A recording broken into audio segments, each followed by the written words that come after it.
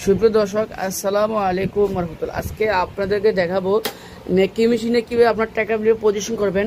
তো অনেকে দেখা যায় সুতা কাটার পরে আপনার এই টাকা বিলিয়ে নিচে থাকে, তো আপনার এটা এটা উপরে নেবেন কীভাবে, তো এটা প্রোগ্রামতে করা যায়। তো আমি আপনাদের প্রথমে দেখাবো। আপনি প্রথমে ইন্টার বাটন আর আসলে ব্যাগের সেই যে নিয়েল বাটন, এই দুটো বাটন একসাথে চাপ দিয়ে ধরবেন। এই দুটো একবার চাপ দিয়ে ধরবেন, ধরার পর টাকা পজিশন আসবে।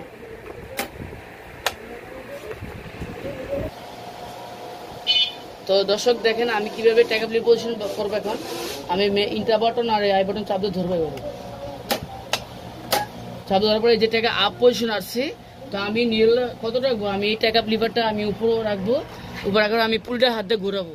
এই যে পুরোটা হাত দিয়ে ঘোরাবো, দেখেন এনে কিন্তু মিটার চাপ হয়ে যে উঠতেছে। তো অলরেডি আমি টাকা লিভার পজিশন আমি উপরে করলাম। উপরে চলে 150 এতটুকু মাপ। তো যা যদি এতটুকু করবেন, তো তারপর সেভ করুন কীভাবে। সেভ বাটন হচ্ছে এইটা, আপনি সেভ দিবেন, অটোমেটিক সেভ হয়ে যাবে।